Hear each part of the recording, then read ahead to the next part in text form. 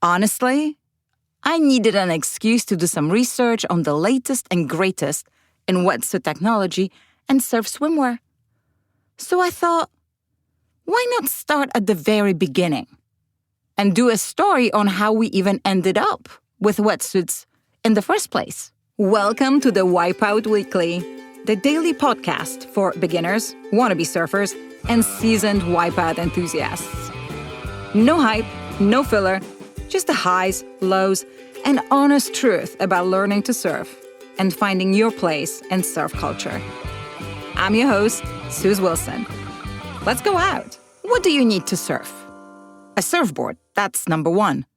And if you're not surfing in the tropics or SoCal in the summer, a wetsuit.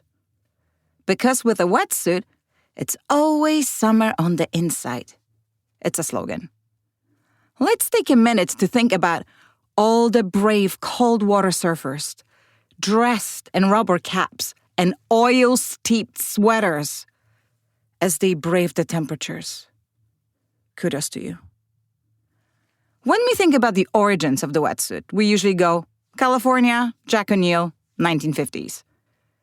But actually, the wetsuit was a result of the World War II-funded developments in plastics and rubber. So the U.S. Navy divers could be comfy when working underwater. A physicist from UC Berkeley, Hugh Bradner, did all the hard work, which got declassified in 1952, and commercial production was encouraged. The report found its way into the hands of a Manhattan Beach surfer-diver, Beth Morgan, who immediately, understandably, started making suits for his diver and then surfing mates. He brought some other friends on board, and finally his operation spun off the Body Glove brand.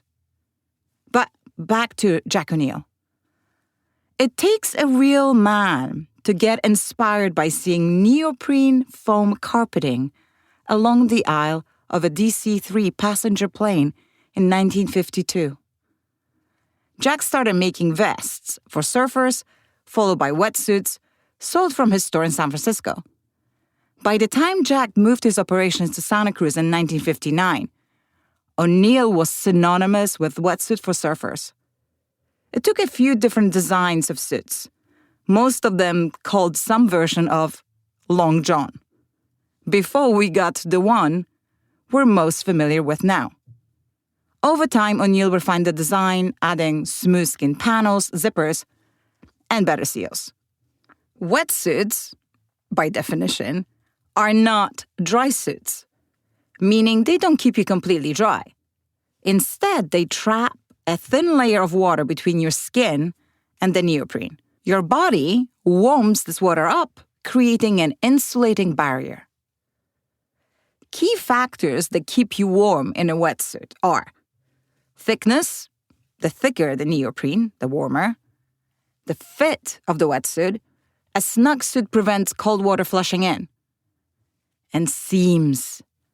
Better seams, less leakage. What features in a wetsuit you should care about depends on what is important to you. So for instance, in seam technology, if you're choosing flat lock stitching, it's going to be cheaper, more breathable. Glued and blind stitch seams are going to give you a warmer wetsuit. Liquid taping and welded seams is the best seal. Then you have different types of neoprene. You've got super stretch neoprene that makes paddling easier.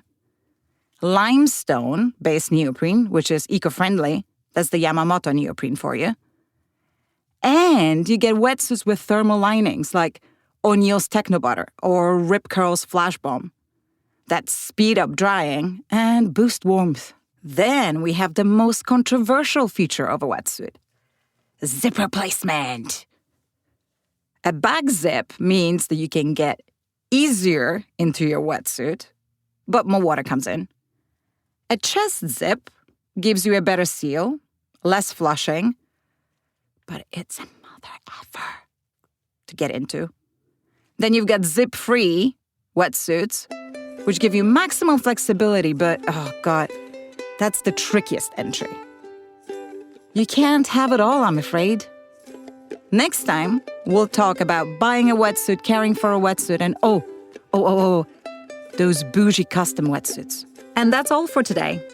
Check out the Wipe Out Weekly for our free newsletter, more stories, and ways to connect with us.